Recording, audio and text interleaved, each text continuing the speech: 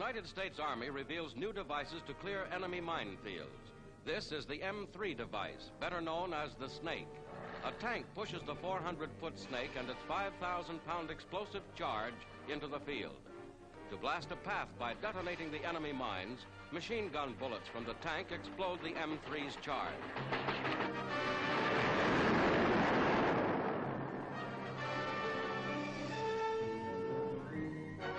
For clearing anti-personnel mines, another Snake, the M1, comes into play.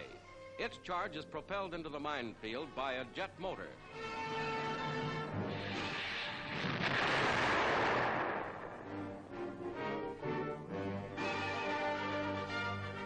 In heavily mined areas inaccessible to tanks, the M6 takes over. This double-barreled Snake thrusts out over 1,000 pounds of explosives.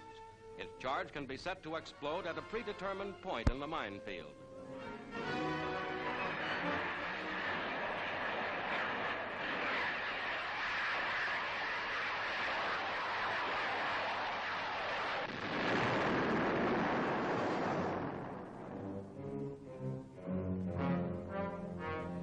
Another M6 starts on its sizzling way. Skimming over the land, it heads for a lake, but this projectile is amphibious and crosses water hazards with ease.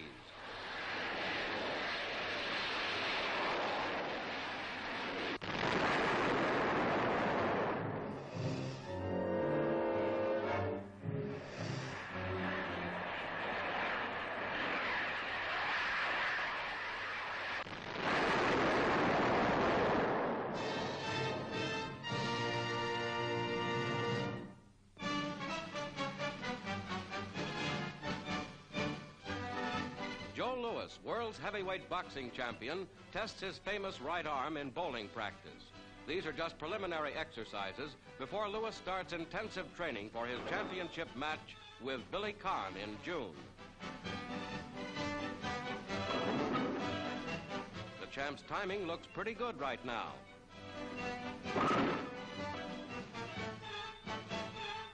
At Hot Springs, Arkansas, challenger Billy Conn takes to the road to harden leg muscles, then into the gymnasium to work on timing his punches. The challenger is taking his training seriously. His shiftiness of foot almost beat Lewis in their first bout in 1941.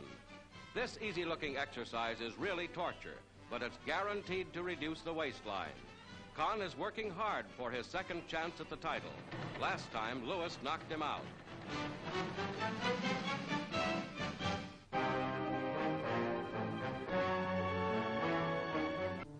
A streamlined ferry boat is the first commercial vessel equipped with radar to guide it safely through night and fog on congested Puget Sound between Bremerton and Seattle, Washington.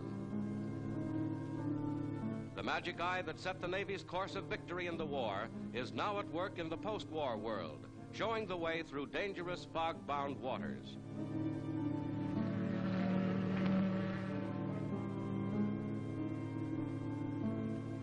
On the radar screen is revealed the presence of channel markers, obstacles, and shorelines, a scientific marvel charting a safe course in the peacetime pursuits of commerce.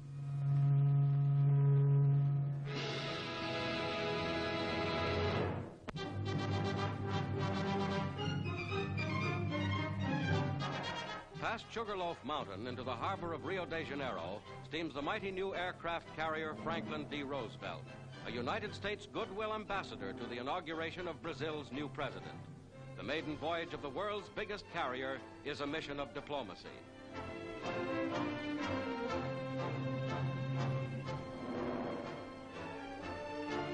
By air transport, as personal envoy of President Truman, comes New York City's former Mayor LaGuardia in white suit for this summer season in the Southern Hemisphere.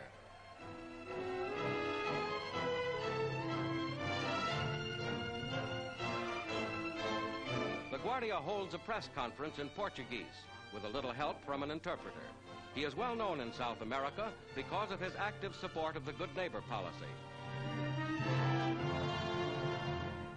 Cynosure of all eyes, he arrives at Tiradentes Palace to attend the inauguration of General Eurico Gaspar Dutra, newly elected President of the United States of Brazil.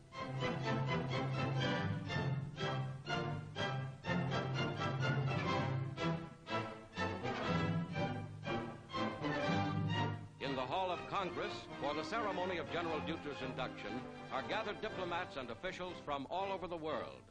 The provisional president, José Linhares, hands over the reins of government to the first chief executive ever elected by direct popular vote in Brazil. One more honor for the Republic's distinguished soldier.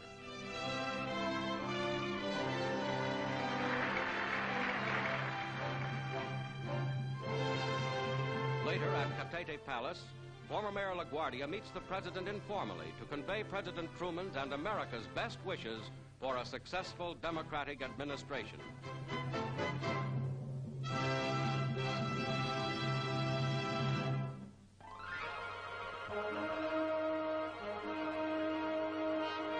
Florida's sponge fleet, the largest in the world, resumes full post-war operation.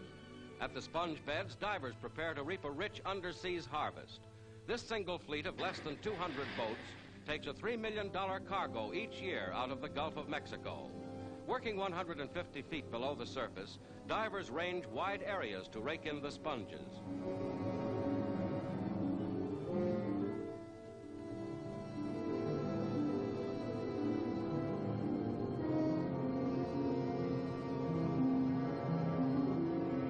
The natural sponges are mashed to press out foreign matter. Fouled airlines and occasional attacks by sharks and barracuda make sponge diving a hazardous occupation.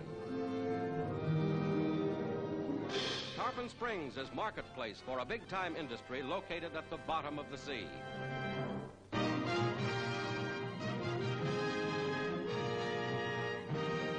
In much of Europe today, this is the setting brought to pass by the heedless greed of Nazi overlords who pillaged the country and brought down upon its people the terrible burden of war.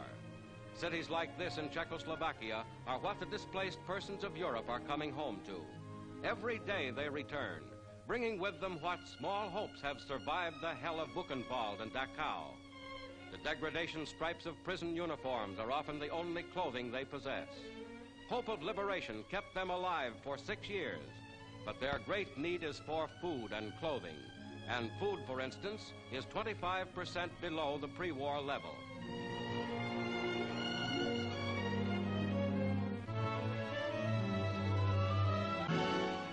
Distribution, another problem, is expedited by the United Nations Relief and Rehabilitation Administration using United States Army trains and trucks.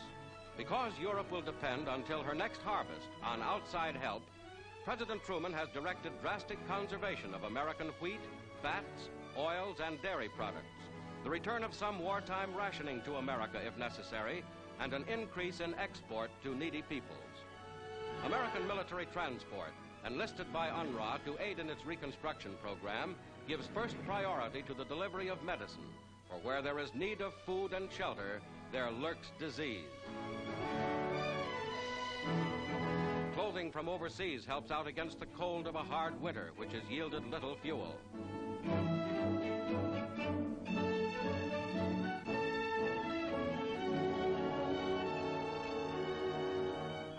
UNRRA distribution stations face the fact that if they fail, the heavy hand of misery will fall upon millions of innocent people who survived the war and now face the hard reconstruction period of the peace.